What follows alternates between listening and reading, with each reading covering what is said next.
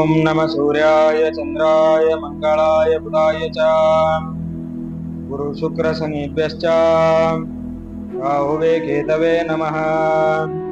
ಮೊದಲಿಗೆ ನವಗ್ರಹ ದೇವತೆಗಳನ್ನ ಪ್ರಾರ್ಥಿಸುತ್ತಾ, ವೀಕ್ಷಕರೇ ತಮ್ಮೆಲ್ಲರಿಗೂ ವಿಶ್ವಾವಸು ನಾಮ ಸಂವತ್ಸರದ ಹಾರ್ದಿಕ ಶುಭಾಶಯಗಳು. ವೀಕ್ಷಕರೇ, ಇವತ್ತಿನ ದಿನ ಒಂದು ಧನು ರಾಶಿಯವರ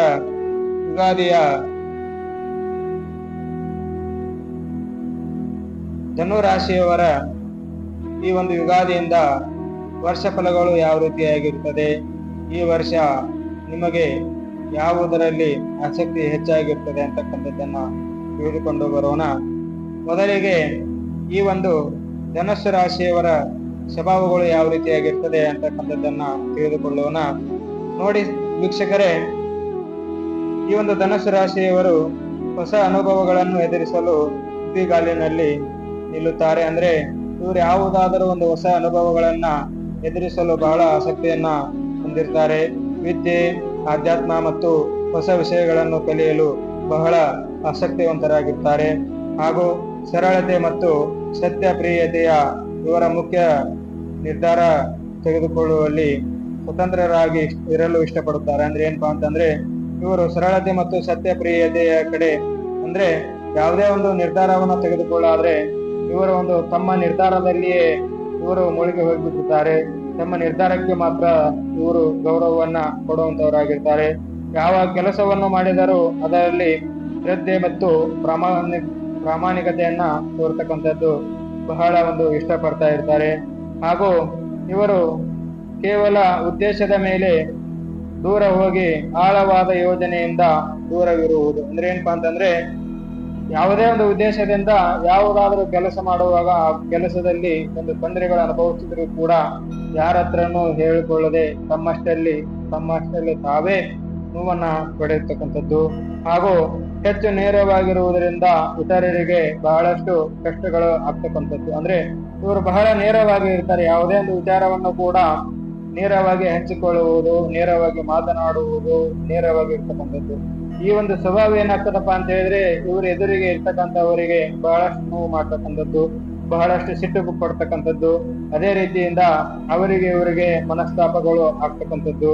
ಅದೇ ರೀತಿಯಾಗಿ ಹೆಚ್ಚು ಅಪರೂಪದ ಅವಕಾಶಗಳನ್ನು ಬೆನ್ನಟ್ಟುವುದರಿಂದ ಸ್ಥಿರತೆಯ ಕೊರತೆ, ಹೆಚ್ಚು ಅಪರೂಪದ ಅಂದ್ರೆ ಹೊಸ ಕೆಲಸದಲ್ಲಿ ಬಹಳಷ್ಟು ಇವರು ಹೊಸ ಕೆಲಸಗಳನ್ನ ಮಾಡ್ಲಿಕ್ಕೆ ಇಷ್ಟಪಡ್ತಾರೆ. ಆ ಒಂದು ಕೆಲಸದಲ್ಲಿ ಕಷ್ಟಗಳನ್ನ ಅನುಭವಿಸ್ತಾರೆ. ಅದಕ್ಕಾಗಿ ಧನುರಾಶಿಯವರು ಏನಪ್ಪಾ ಅಂತಂದ್ರೆ, ಇನ್ನೂ ಒಂದು ಏನು ಹೇಳಬೇಕು ಅಂದ್ರೆ, ಈ ವ್ಯಕ್ತಿಯಲ್ಲಿ ಬಹಳಷ್ಟು ಧೈರ್ಯ ಇರ್ತದೆ, ಆದ್ರೆ ಆ ಧೈರ್ಯವನ್ನ ತೋರಿಸಿಕೊಳ್ಳಲು ಆಗುವುದಿಲ್ಲ. ಅದಕ್ಕೋಸ್ಕರವಾಗಿ ಧನುರಾಶಿಯವರು ಬಹಳಷ್ಟು ಮೃದುವಾಗೂ ಕೂಡ ಇರ್ತಾರೆ. ಇನ್ನ ನೋಡಿ ವೀಕ್ಷಕರೇ, ಧನುರಾಶಿಯವರ ವಿಶ್ವಾವಸು ನಾಮ ಸಂವತ್ಸರದ ವಾರ್ಷಿಕ ಭವಿಷ್ಯ ಯಾವ ರೀತಿಯಾಗಿ ಇದೆ ಅಂತಕ್ಕಂಥದ್ದನ್ನ ತಿಳಿದುಕೊಂಡು ಬರೋಣ. ಧನುರಾಶಿಯವರಿಗೆ ಅರ್ಧಾಷ್ಟಮ ಶನಿ ಪ್ರಾರಂಭವಾಗುತ್ತದೆ. ನೋಡ್ರಿ, ಈ ಒಂದು ಧನುರಾಶಿಯವರಿಗೆ ಈ ವರ್ಷ ಅರ್ಧಾಷ್ಟಮ ಶನಿ ಪ್ರಾರಂಭವಾಗ್ತಕ್ಕಂಥದ್ದು. ಹೆದರುವ ಅವಶ್ಯಕತೆ ಏನಿಲ್ಲ. ಅರ್ಧಾಷ್ಟಮ ಶನಿ ಅಂದ್ರೆ ಏನಪ್ಪಾ ಅಂತಂದ್ರೆ, ಅರ್ಧ ಬರ್ತಕ್ಕಂಥದ್ದು. ಅಂದ್ರೆ ಯಾವುದೇ ಒಂದು ಕಷ್ಟಗಳು ಬಂದರೂ ಕೂಡ ಅರ್ಧವೇ ಬಂದು ಹೋಗ್ತದೆ. ಅಂದ್ರೆ ಏನಾಗ್ತದಪ್ಪ ಅಂತ ಹೇಳಿದ್ರೆ, ಎಷ್ಟೇ ಕಷ್ಟಗಳು ಬಂದರೂ ಕೂಡ ಆ ಒಂದು ಕಷ್ಟಗಳಿಗೆ ಪರಿವಾರನ್ನ ತಾವೇ ಹುಡ್ಕೊಂಡು ಬರ್ತಕ್ಕಂಥದ್ದು. ಅದೇ ರೀತಿಯಾಗಿ ಏನ್ ಮಾಡ್ಬೇಕು ಅಂತ ಹೇಳಿದ್ರೆ, ಆದಷ್ಟು ಶನಿ ಪರಮಾತ್ಮನ ಒಂದು ಧ್ಯಾನವನ್ನ ಮಾಡಿ ಶನಿಗೆ ಮೊರೆ ಹೋಗಿ ಅಂತ ಹೇಳ್ತಾ, ನೋಡಿ ಸ್ನೇಹಿತರೆ, ಇನ್ನೊಂದು ಸಂತೋಷದ ವಿಚಾರ ಏನು ಅಂತ ಹೇಳಿದ್ರೆ, ಮೇ 15ನೇ ತಾರೀಕು ಗುರು 7ನೇ ಮನೆಗೆ ಬಂದು ಸಂಪೂರ್ಣ ಗುರುಬಲ ಪ್ರಾರಂಭವಾಗ್ತಕ್ಕಂಥದ್ದು. ನೋಡ್ರಿ, ಈ ಒಂದು ವರ್ಷ ಮೇ 15ನೇ ತಾರೀಕಿಗೆ ಗುರುಬಲ ಪ್ರಾರಂಭವಾಗ್ತದೆ. ಅದಕ್ಕೋಸ್ಕರವಾಗಿ ಅರ್ಧಾಷ್ಟಮ ಶನಿ ಬರ್ತಿದೆ ಅಂತ ಹೇಳ್ಬಿಟ್ಟು ಹೆದರುವ ಅವಶ್ಯಕತೆ ಏನಿಲ್ಲ. ಗುರುಬಲ ಬರುವ ಕಾರಣವಾಗಿ ಯಾವುದೇ ತರಹದ ಕಷ್ಟಗಳು ಬಂದರೂ ಕೂಡ ಮೇ 15ನೇ ತಾರೀಕು ಮಟ್ಟ ಸ್ವಲ್ಪ ತಡ್ಕೊಂಡು ಹೋಗಿ ಅಲ್ಲಿಯಿಂದ ನಿಮಗೆ ಗುರುಬಲ ಪ್ರಾರಂಭವಾಗಿರ್ತಕ್ಕಂಥದ್ದು. ಅದಕ್ಕೋಸ್ಕರವಾಗಿ ಗುರುಬಲದಲ್ಲಿ ನಿಮಗೆ ಎಂಥದ್ದೇ ಕಷ್ಟಗಳು ಬಂದರೂ ಕೂಡ ತಾವೇ ಒಂದು ನಿಧಾನವಾಗಿ ಸರಿಯಾಗ್ತಕ್ಕಂಥದ್ದು.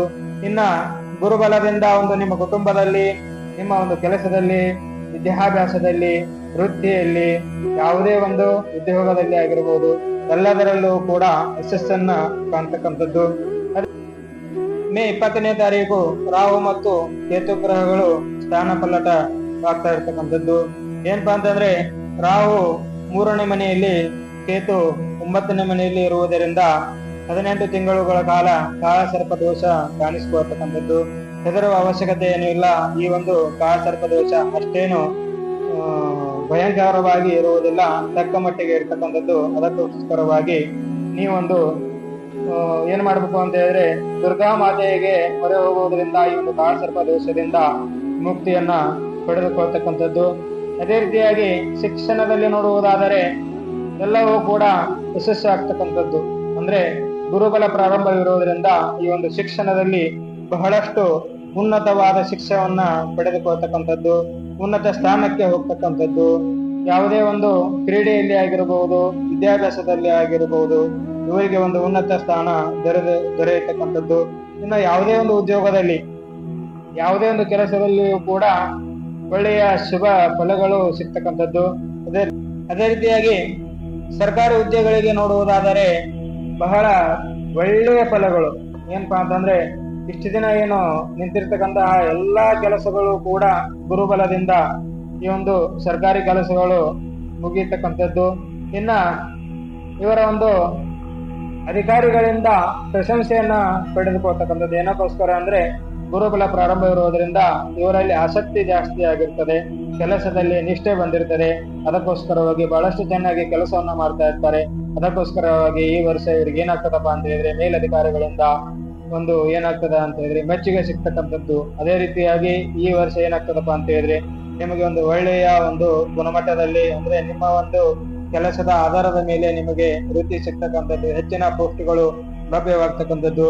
ಅದೇ ರೀತಿಯಾಗಿ ಕುಟುಂಬದಲ್ಲಿ ಸ್ವಲ್ಪ ಮಟ್ಟಿಗೆ ಕಿರಿಕಿರಿ ಉಂಟಾಗ್ತಕ್ಕಂಥದ್ದು. ಏನಾಗ್ತದಪ್ಪ ಅಂತ ಹೇಳಿದ್ರೆ ಗುರುಬಲ ಇದ್ರೂ ಕೂಡ ಅರ್ಧಾಷ್ಟಮ ಶನಿ ಇರೋದ್ರಿಂದ, ಅಂದ್ರೆ ಅಷ್ಟಮದಲ್ಲಿ ಶನಿ ಬರೋದ್ರಿಂದ ಏನಾಗ್ತದಪ್ಪ ಅಂತ ಹೇಳಿದ್ರೆ ಕುಟುಂಬದಲ್ಲಿ ಸ್ವಲ್ಪ ಮಟ್ಟಿಗೆ ಕಾಟಗಳು ಬರ್ತಕ್ಕಂಥದ್ದು. ರಾಹು ಮತ್ತು ಕೇತುವಿನಿಂದಲೂ ಕೂಡ ಸ್ವಲ್ಪ ಮಟ್ಟಿಗೆ ತೊಂದರೆಗಳು ಉಂಟಾಗ್ತಕ್ಕಂಥದ್ದು. ಅದಕ್ಕೋಸ್ಕರವಾಗಿ ವೀಕ್ಷಕರೇ, ನಿಮ್ಮ ಒಂದು ಜನ್ಮ ಜಾತಕದಲ್ಲಿ ಶನಿ ಯಾವ ರೀತಿಯಾಗಿ ಇದ್ದಾನೆ, ಹಾಗೂ ಗುರುವಿನ ಬಲ ಯಾವ ರೀತಿಯಾಗಿದೆ ಅಂತಕ್ಕಂಥದ್ದನ್ನ ತಿಳಿದುಕೊಂಡು ಒಂದು ಒಳ್ಳೆಯ ಪರಿಹಾರಗಳನ್ನ ಮಾಡಿಸ್ಬೋದ್ರಿ.